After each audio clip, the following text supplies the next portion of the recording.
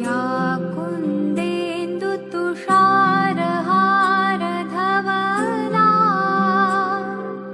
या शुभ्रवस्त्रावृता या वीणावरदण्डमण्डितकरा या श्वेतपद्मासना। નમસ્તે વાલા બાળકો, મજામાં ને? તમે અત્યારે કોરોના જેવી મહામારીના કારણે આપણે ઘરે બેઠા જ અભ્યાસ કરીએ છીએ. તમારે ગમે ત્યારે આપણો કેવો અભ્યાસ છે, તમારે જ્યારે મન પડે ત્યારે મોબાઈલમાં વિડીયો જોવાનો અને ગૃહ કાર્ય કરવાનું. આપણે વિદ્યાલય ચાલુ હતું કેવું હતું, તમારે એક જ સમયે આવવું પડતું હતું. અત્યારે તો કેવું ભણતર થઈ ગયું છે, તમારે જ્યારે મન પડે, તમને સમય મળે ત્યારે તમે વિડીયો જોવો અને ગૃહ કાર્ય કરો. તો બધાએ જ દરરોજ વિડીયો જોવાનો અને ગૃહ કાર્ય કરવાનું અને ગૃહ કાર્ય કરીને અને ગ્રુપમાં પણ મોકલવાનું. તેથી દીદીને ખબર પડે કે કેટલા જણ ગૃહ કાર્ય કરે છે. પુસ્તકની અંદર પણ કરવાનું છે અને નોટબુકમાં પણ કરવાનું છે. મેં તમને દિવાળી પહેલાંના એટલે કે પહેલા સત્રમાં જ આપણે મુલાકાત થઈ હતી ને મેં તમને જણાવ્યું પણ હતું કે આપણે નોટ બધા જ વિષયની બનાવવાની છે, ગણિતની, ગુજરાતીની અને પર્યાવરણની. તેથી કોઈએ પણ આળસ કર્યા વિના હરરોજ તમારે વિષયની નોટબુકમાં લખવાનું પણ છે અને પુસ્તકની અંદર પૂરવાનું પણ છે. તો ચાલો બાળકો, આજે આપણે વિષય ગણિતની અંદર શરૂઆત કરીએ.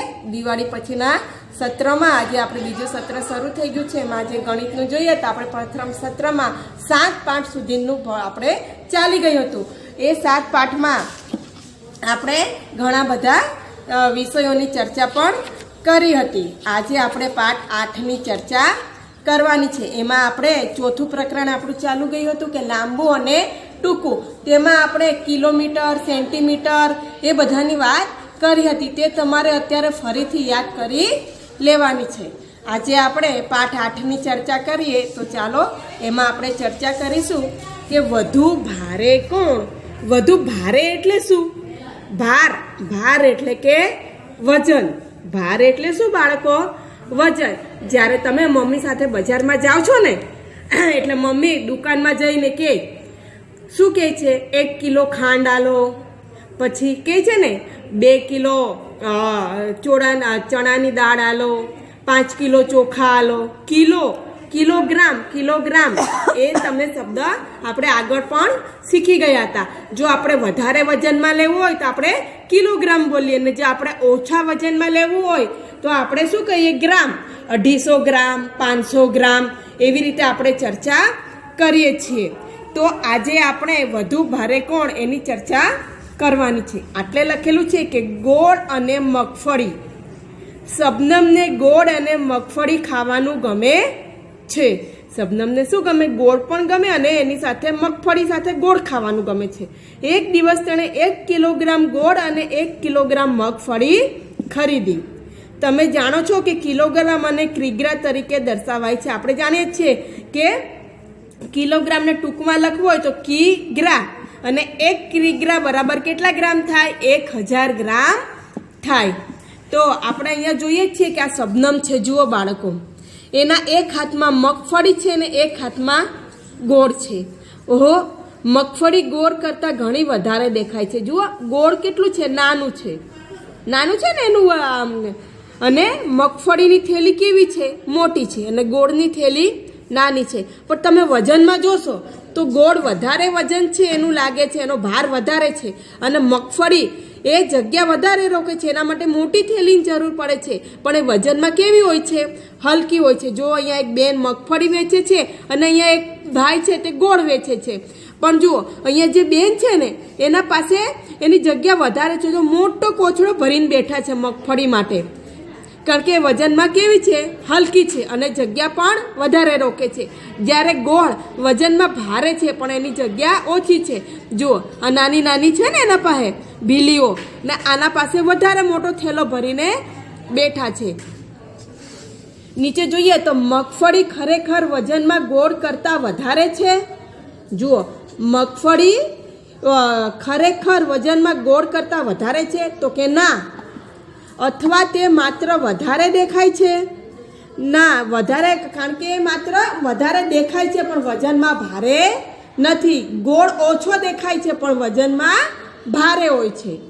હવે આપણે અનુમાન કરો કે આમાંથી કોના માટે તમે વધારે મોટી થેલીની જરૂર છે? અહીંયા છે કે 1 કિલોગ્રામ પોપકોર્ન અથવા 1 કિલોગ્રામ ખાંડ. વધારે મોટી થેલીની જરૂર શેમાં પડે બાળકો? પોપકોર્નમાં પડે કે ખાંડમાં પડે? તો આપણે વધારે મોટી થેલીની જરૂર શેમાં પડે? 1 કિલોગ્રામ 1 કિગ્રા પોપકોર્ન. એના માટે આપણને વધારે મોટી થેલીની જરૂર પડે.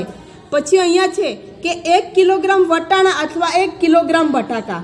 તો મોટી થેલીની જરૂર આપણને શેમાં પડશે? વટાણા વજનમાં હલકા હોય ને બટાકા ભારે હોય, તો મોટી થેલીની જરૂર શેમાં પડશે? 1 કિગ્રા બટાટામાં આપણને વધારે મોટી થેલીની જરૂર પડે. હવે બાળકો તમને ખબર પડી હશે કે વધુ ભારે કોણ, એટલે આપણે આમાં વજનની વાત કરવાની છે. ભાર એટલે કે વજન. આપણે જ્યારે વિદ્યાલય શરૂ હોય તો આ બાળકો આપણે પણ વજન તમારું કરાવીએ જ છે. બધા બાળકોનું વજન કેટલું હોય તે તમને ખબર જ છે. તમારા મિત્રોનું વજન પણ જ્યારે તમે વજન કરતા હોય એટલે ખબર હોય. કોઈ મિત્રના સરખા વજન હોય, કોઈ મિત્રનું ઓછું વજન હોય, કોઈનું વધારે વજન હોય. આપણા ઘરમાં બાળકો તમારું વજન ઓછું હોય, મમ્મીનું તમારા કરતાં વધારે હોય, પપ્પાનું એમના કરતાં વધારે હોય, એવું પણ બને. હવે અહીંયા નીચે જોઈએ. બજારમાં જાઓ અને તમારું અનુમાન સાચું છે કે નહીં તેની ચકાસણી કરો. તો અહીંયા તો આપણે હા જ લખી શકાય કે મારું અનુમાન સાચું છે. હવે પાછળ જોઈએ બાળકો. કોળું અને ટમેટાનો પંગો. કેવું સરસ તમને લાગે છે ને? આપણે વાંચીએ ને ત્યાં જ આપણને ગમી જાય એવું લાગે છે. જુઓ બાળકો, આ ચિત્ર આપેલ છે. અહીંયા કોળાનું ચિત્ર છે અને અહીંયા ટામેટાનું ચિત્ર છે ને? ચાલો આપણે વધારે ચર્ચા કરીએ એટલે તમને ખબર પડશે. આ એક મેદાન છે કે જ્યાં ટામેટા દરરોજ રમવા માટે આવે છે. જુઓ બાળકો, મેદાનમાં કોણ રમવા માટે આવે છે? ટમેટા રોજ રમવા માટે આવે છે. તેઓને ચીચવા ઉપર રમવાનું ગમે છે. ચીચવો એટલે ખબર ને બાળકો? ઉચક નીચક આવે આવી રીતે. તમને પણ જ્યારે બગીચામાં હોય ને તો તમને આવો ચીચવો તમે જોયેલો હશે. આપણા વિદ્યાલયમાં પણ આવો ચીચવો છે. તમે એમાં ઉચક નીચક કરી અને રમવાની તમને મજા આવે છે. આપણે હારીજમાં જોઈએ તો જલારામ મંદિરે પણ આવો ચીચવો છે અને તમને રમવાનું પણ તેમાં ખૂબ જ ગમતું હશે. એટલે કે આ મેદાનમાં ટામેટા દરરોજ રમવા આવે છે અને ચીચવા ઉપર એવો સવારી કરે છે અને ખૂબ મજા માણે છે. એક દિવસ એક મોટું કોળું આવે છે અને ચીચવાના એક છેડે બેસે છે. જ્યારે તે લાંબા સમય સુધી ત્યાંથી ઊભું ન થયું ત્યારે ટામેટાએ બીજી બાજુ બેસવાનું અને ચીચવાને ઊંચો કરવાનું નક્કી કર્યું, જેથી તે કોળું નીચે પડી જાય. કારણ કે જ્યારે એ લોકો મેદાનમાં રોજ ટમેટા રમે છે, પણ એકવાર શું થયું કે આ કોળું આવ્યું અને તે ચીચવા ઉપર બેઠું અને ઘણો સમય થયો પણ તે ઉતરે જ નહીં અને ટામેટાને રમવા ન દે. એટલે ટામેટાએ વિચાર્યું કે આપણે બીજી બાજુ બેસીએ અને કોળાને નીચે પાડી દઈએ. તો જુઓ બાળકો, નાના નાના ટામેટા છે ને એ ઉપર બેસે છે અને કોળાને નીચે પાડવાનો પ્રયત્ન કરે છે. નાના ટમેટાઓએ બીજા છેડે ઉપર ચડવાનું શરૂ કર્યું. 1 2 3 4 5 25. કોળું હજી પણ બેસી જ રહ્યું. કેટલા બધા નાના ટમેટા ઉપર જાય છે પણ તે કોળાને નીચે નમાવી શકતા નથી. અને 25. કોળું હજુ પણ બેસી રહ્યું અને હસે છે. તેથી મોટા ટમેટાએ મદદ કરવાનું નક્કી કર્યું. નાના ટમેટા નીચે ઉતરી ગયા અને કદાવર ટામેટા માટે રસ્તો કરી આપ્યો. એટલે કે નાના ટમેટા હવે ઉતરી ગયા નીચે અને મોટા ટમેટાને જગ્યા કરી આપી ઉપર ચડવા માટે. પછી તો 1 2 3 4 અને 20. ચીચવો તો હવામાં અધ્ધર થયો. તે કોળું બૂમ પાડે છે, મને નીચે ઉતારો, મહેરબાની કરીને મને નીચે ઉતારો. જુઓ બાળકો, આ ચિત્ર છે ને? પહેલે તો નાના ટમેટા હતા ને ત્યારે 25 જેટલા ટમેટાઓ ચડ્યા હતા પણ કોળાને નમાવી શક્યા ન હતા. હવે આ જુઓ બાળકો, હવે આ બીજા ચિત્રમાં દેખાય છે ને? હવે આ મોટા ટમેટા છે ને? એ હવે કેટલા ટમેટા આવ્યા છે? 20 જ ટમેટા. પેલા નાના તો 25 હતા તો પણ તે કોળાને એ લોકો હરાવી શક્યા નહોતા, પણ જ્યારે મોટા ટમેટા આવ્યા પછી મોટા ટમેટાનું વજન વધી ગયો એટલે મોટા ટમેટા નીચે થઈ ગયા અને કોળું ક્યાં થઈ ગયું?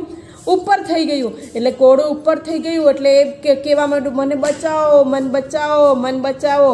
કારણ કે જ્યારે અહીંયા પહેલા ચિત્રમાં જો કોળું જ્યારે હતું ને ત્યારે એનું વજન વધારે હતું એટલે તે નીચે જ નમેલું હતું અને બધા ટમેટા ઉપર, કારણ કે તેને નીચે નમાવી શક્યા ન હતા. જ્યારે મોટા ટમેટા આવ્યા એટલે પછી મોટા ટમેટા નીચે થયા અને જે વજનમાં હલકું હોય ને તે ઉપર જાય ને વજનમાં ભારે હોય તે નીચે રહે. તમને ખબર પડી. એટલે કે આ કેવું સરસ છે કોળું અને ટમેટાનો પંગો. મોટા ટમેટા આવી અને કોળાને હરાવી દીધો. આપણે પણ સ્કૂલમાં આવી રીતે ઉચક નીચક કરવાની, આપણને ચીચવા પર સવારી કરવાની ખૂબ જ મજા આવે છે. એક મિત્ર આ બાજુ બેસે ને એક મિત્ર આ બાજુ બેસે અને ઉપર નીચે સવારી કરીએ છીએ. હવે બાજુમાં જોઈએ કે અનુમાન કરો કે તમારા વિચાર મુજબ કેટલા નાના ટમેટા કોળાને ઊંચું કરી શકે. જો આ કોળું હોય ને તો કેટલા ટમેટા હોય તો કોળાને ઊંચું કરી શકે? તો કે 40 ટમેટા હોય ને તો કોળાને ઊંચું કરી શકે. કારણ કે નાના ટમેટા હોય તો 40 તો જોઈએ જ.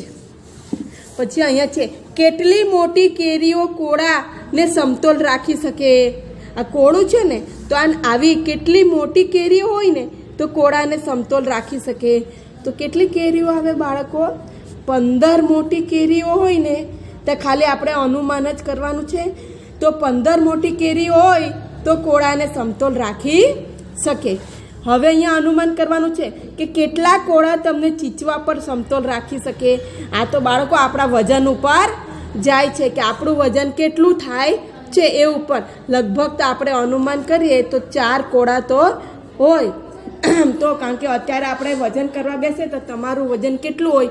જો 20 કિલોગ્રામ જેટલું હોય તો એવી રીતે એટલા કિલોગ્રામના પછી કોળા પણ જોઈએ. એટલે કે અત્યારે આપણું કોઈનું 10 કિલોગ્રામ હોય, કોઈનું 12 કિલોગ્રામ હોય, કોઈનું 15 કિલોગ્રામ હોય, એવી રીતે બધાના વજન હોય. એટલે એના ઉપર આપણે ખાલી અનુમાન કર્યું છે કારણ કે બધાનું વજન અલગ અલગ હોય છે.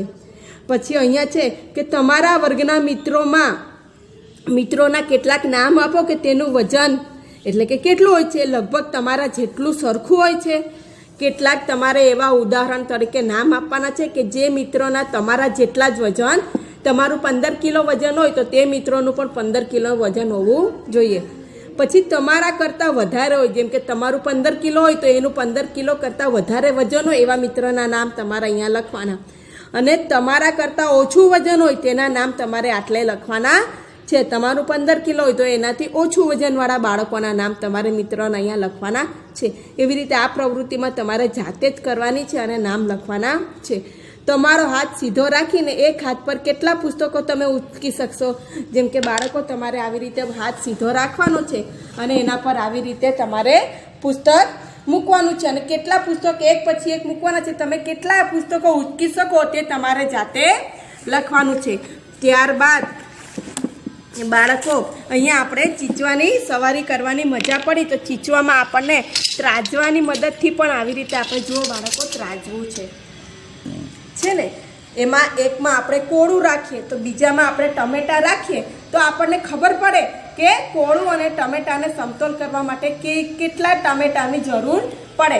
તમારા ઘરમાં જેમ કે બટાકા હોય ને, એકમાં બટાકું મૂકવાનું ને બીજામાં નાના નાના ટામેટા મૂકવાના તો તમને ખબર પડી જશે કે શેનું વજન વધારે છે. આમાં બટાકાનું વજન મૂકો, કાં તો મોટાની વાત કરીએ તો અત્યારે પપૈયું આવતું હોય તો એ મૂકો અને બીજામાં બટાકા મૂકો, કાં કે ટામેટા મૂકો કે નાના લીંબુ મૂકો. એટલે ખબર પડે. તમે શાકભાજી લેવા મમ્મી જતા હોય ને તો પણ બાળકો ખબર પડે. કારણ કે એમાં તમે ભીંડા લાવતા હોય તો ભીંડા કેટલા 1 કિલો ભીંડા લો તમે અને બીજું 1 કિલો બટાકા લાવો તો તમને કોનો ભાર વધારે લાગે છે, કોણ વધારે જગ્યા રોકે છે તેની જાણકારી તમને મળી શકે. એ સિવાય તમે આમાં જુઓ તો મેં અહીંયા એક મોટો પથ્થર લીધેલો છે. જો અહીંયા પથ્થર મૂક્યો તો આ શું થયું છે? અહીંયા આ નમી ગયું. કેમ? એ કારણ કે પથ્થરનું વજન વધારે છે. પછી હું બીજા એમાં આ ચીચુકા મૂકું. જુઓ હવે ચીચુકા મૂકી એટલે ધીમે ધીમે પથ્થર કેવો આવ્યો? ઊંચો આવ્યો. એટલે પથ્થરને સમતોલ કરવા માટે આપણે કેટલા ચીચુકાની જરૂર પડે? જુઓ છે ને બાળકો, હવે સમતોલ થાય છે ને. જુઓ એટલે આ પથ્થર એક જ છે, પણ ચીચુકા કેટલા છે? વધારે છે, કારણ કે સમતોલ કરવા માટે એ કેટલા બધા ચીચુકાની આપણે જરૂર પડે. આ આપણે ગણીએ તો અત્યારે 50 કરતાં પણ લગભગ વધારે થઈ શકે. તો આવી રીતે આપણને વધારે ભારે કોણ તેની સમજ મળી શકે. ને આવા ત્રાજવા જોઈએ તો બાળકો તમે કરિયાણાની દુકાનમાં, શાકભાજીની દુકાનમાં તમે આવા ત્રાજવા જોયા હશે. એ સિવાય તમારે ઘરે આવી પ્રવૃત્તિ કરવી હોય તો તમે ઘરે પણ બનાવી શકો છો. જેમ કે આવી રીતે આઈસ્ક્રીમની ડબ્બી હોય કે આવા ડબ્બા હોય કે નાની નાની કાણાવાળી પેલી શાકભાજીની ટોપલીઓ હોય ને બાળકો, એવી 2 ટોપલીઓ લેવાની. અને જો આવા ડબ્બા હોય તો તમારે આવા ડબ્બા લેવાના, એના 3 કાણા પાડવાના. 3 કાણામાં તમારે આવી રીતે સરખા વજનના પહેલાં તો દોરા લેવાના અને બાંધી દેવાના 2 બાજુએ. અને એક લાકડી લેવાની કોઈ પણ, અને લાકડીમાં સરખા વજને અહીંયા એક દોરી બાંધી દેવાની. તો સ્ક્રૂ મારેલો છે પણ અહીંયા એક દોરી બાંધી દેવાની અને અહીંયાથી કાણા પાડવાના અને સરખા વજનના દોરા લઈ અને 2 બાજુ આવી રીતે બાંધી અને ઉપરનો છેડો અહીંયા લાકડીએ બાંધી દેવાનો. એવી રીતે તમે ઘરે ત્રાજવા પણ બનાવી શકો છો અને આ પ્રવૃત્તિ ઘરે પણ તમારે કરવાની છે. તો બધાએ ઘરે ત્રાજવા બનાવવાના છે. અને આવી જ રીતે ચીચવાની સવારી કરવા માટે એકમાં તમારે ભારે વસ્તુ મૂકવાની, બીજામાં એવી હલકી વસ્તુ કેટલી જરૂર પડે તેની ચર્ચા તમારે ઘરે આ રીતની પ્રવૃત્તિ કરવાની છે.